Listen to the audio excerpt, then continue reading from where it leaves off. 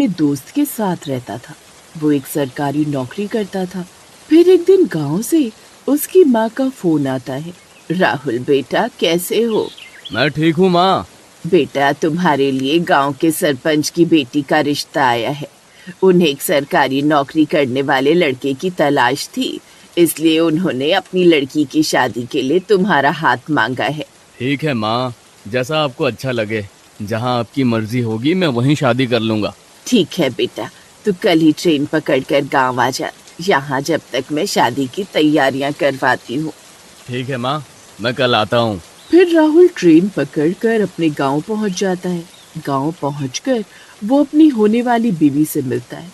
वो बहुत सुंदर होती है। फिर उनकी शादी हो जाती है। फिर 2 दिन तक राहुल सुमन के साथ गांव में ही रहता है। माँ, अब 2 दिन हो गए, अब मुझे वापस शहर जाना होगा। अजी, आप शहर चले जाओगे तो मैं यहाँ अकेले गांव में क्या करूँगी? मुझे भी अपने साथ ले चलो। आपके बिना मेरा यहाँ मन नहीं लगेगा। देखो सुमन, मैं भी तुम्हें अपने साथ शहर ले जाना चाहता हूँ, लेकिन शहर में मेरा खुद का घर नहीं है। मैं अपने दोस्त के साथ उसके घर में रहता हूँ। तुम मुझे कुछ दिनों का वक्त दो। एक बार मैं शहर में खुद के घर का बंदोबस्त कर लूँ, फिर मैं तुम्हें यहाँ से ले जाऊँगा। फिर इतना बोलकर राहुल शहर के लिए निकल पड़ता है। सुमन उसे रेलवे स्टेशन तक छोड़ने जाती है। वहीं रास्ते में एक बरगद का पेड़ आता है। वो दोनों कुछ देर के लिए वहां रुककर पानी पीने लगते हैं। लेकिन उन्हें क्या पता था, उस पेड़ के नीचे रुकने से उनकी जिंदगी बदलने वाली थी। अरे यार, यहाँ गांव में तो बहुत गर्मी है। शहर में तो पूरा दिन एसी रूम में बैठकर काम करने पर गर्मी का पता ही नहीं चलता। उफ, कितनी गर्मी है यार यहाँ गांव में तो। अजीब, अभी हमारी शादी को 2 ही दिन हुए हैं। अभी तो हम हनीमून पर भी नहीं गए। क्यों आपका शहर जाना जरूरी है? मैं आपके बिना यहाँ अकेली गांव में क्या करूंगी? क्या आप कुछ दिनों के लिए और छुट्टियां नहीं ले सकते? उनकी ये सब बातें उस बरगद के पेड़ पर बैठा वो भूत सुन रहा होता है। नहीं सुमन, अभी ऑफिस में काम बहुत ज़्यादा है और अभी अभी मेरा प्रमोशन भी हुआ है। मैं अभी छुट्टियाँ नहीं ले सकता। ये सुनकर सुमन बहुत उदास हो जाती है। फिर वो दोनों स्टेशन की ओर आगे बढ़ जाते हैं। फिर राहुल ट्रेन पकड़कर शहर के लिए निकल जाता है और सुमन वापस घर की ओर लौटने लगती है। फिर वो वापस लौटते वक्त वही बरगद का पेड़ आता है। सुमन उसके नीचे कुछ देर के लिए बैठ जाती है। अजी, आप मुझे अकेला छोड़कर क्यों चले गए? मैं आपके बिना यहाँ अकेली क्या करूंगी? उसकी बातें सुनकर उस भूत को सुमन पर बहुत तरस आता है। अरे, इसका पति कितना नकारा निकला। बेचारी नई नवेली दुल्हन को अकेला छोड़कर चला गया। फिर सुमन अपने घर की ओर चल देती है और कुछ देर में घर पहुंच जाती है। फिर रात होने पर सुमन अपने कमरे में उदास बैठी होती है। वहीं दूसरी तरफ वो भूत भी सुमन के बारे में सोचता रहता है और उस भूत को सुमन से लगाव हो जाता है और वो उस पेड़ से नीचे उतरता है और राहुल का रूप ले लेता है और उसकी तलाश में गांव में निकल पड़ता है और सुमन की खुशबू का पीछा करते करते उसके घर पहुंच जाता है। फिर वो खिड़की से झांक कर देखता है तो सुमन बेड पर उदास बैठी हुई होती है। अब उस भूत को सुमन से प्यार हो चुका होता है।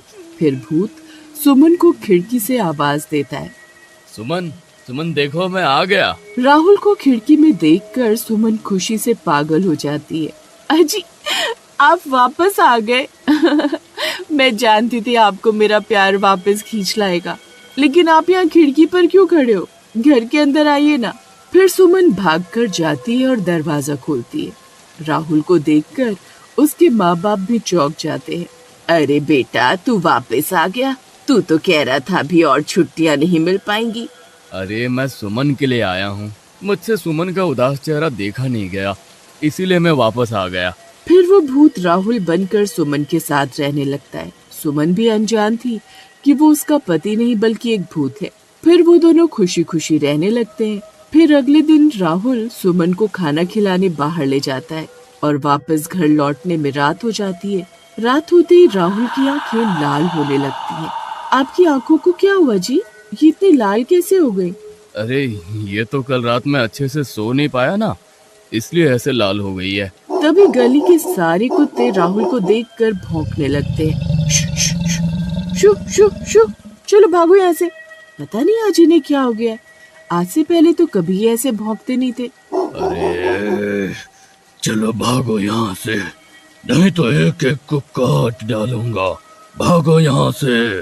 फिर जैसे ही राहुल उन्हें घूरता है तो वो डर के मारे वहाँ से भाग जाते हैं। अजी, आपकी आवाज को क्या हो गया?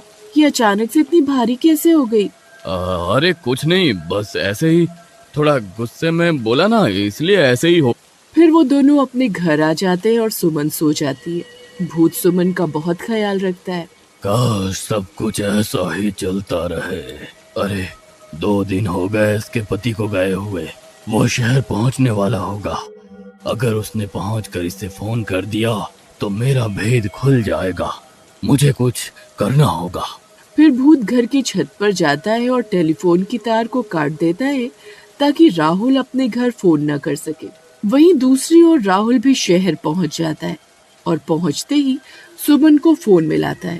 अरे ये क्या, फोन क्यों नहीं मिल रहा? बड़ी अजीब बात है। कोई बात नहीं, कल फिर से फोन मिलाकर देखूंगा।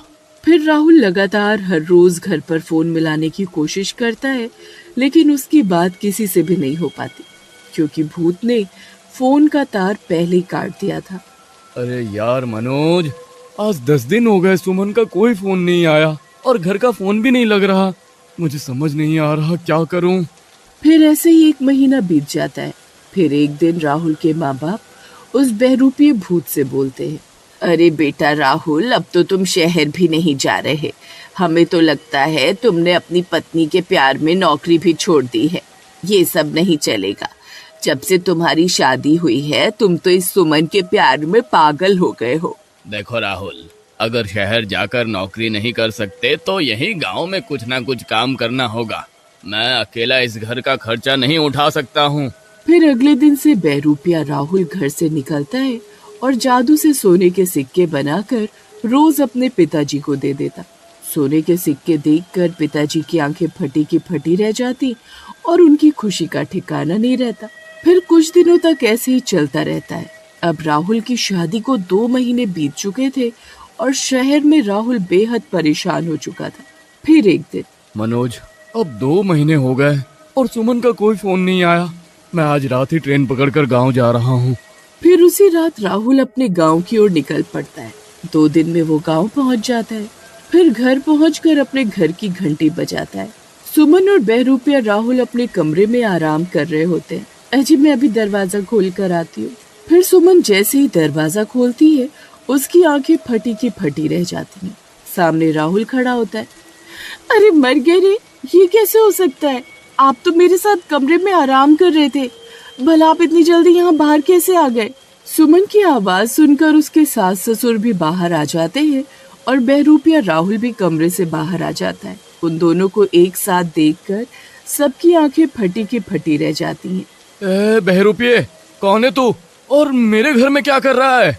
अरे मर गई रे बेटा, अगर तू आज शहर से आया है तो 2 महीने से जो सुमन के साथ रह रहा है वो कौन है? माँ, मैं ही आपका असली बेटा हूँ। ये झूठ बोल रहा है। फिर दोनों में बहुत बहस होती है, लेकिन किसी को कुछ समझ नहीं आता कि सुमन का असली पति कौन है। फिर इस मुद्दे को सरपंच के सामने रखा जाता है। ये मामला तो बहुत जटिल है। इसका पता तो सिर्फ गांव की विद्वान बाबा ही लगा सकते हैं। चलो सब बाबा के पास चलते हैं। बाबा, मैं इस बहरूपिये से कुछ सवाल पूछूंगा जिसका जवाब या तो सिर्फ मैं जानता हूँ या मेरे माँ बाप जानते हैं। फिर राहुल गांव वालों के सामने बहरूपिये से कुछ सवाल पूछता है, लेकिन बहरूपिया सारे सवालों का सही सही जवाब दे देता है। ये देखकर उसके माँ बाप भी चौंक जाते हैं। अजी, यही मेरे असली पति हैं। ये मुझसे बहुत प्यार करते हैं। अगर ये बहरूपिये होते तो मुझे कोई ना कोई नुकसान जरूर पहुंचाते, लेकिन पिछले 2 महीनों में इन्होंने मेरा बहुत ख्याल रखा। मैं इनके साथ ही रहना चाहती हूँ। जो ये आदमी शहर से आया है यही बहरूपिया है। ये तुम क्या कह रही हो सुमन? मैं ही तुम्हारा असली पति हूँ। बाबा भी ये देखकर चौंक जाते हैं। फिर बाबा भूतिया राहुल की आंखों में देखते हैं और अपनी शक्तियों से ये मालूम कर लेते हैं कि ये राहुल नहीं भूत है।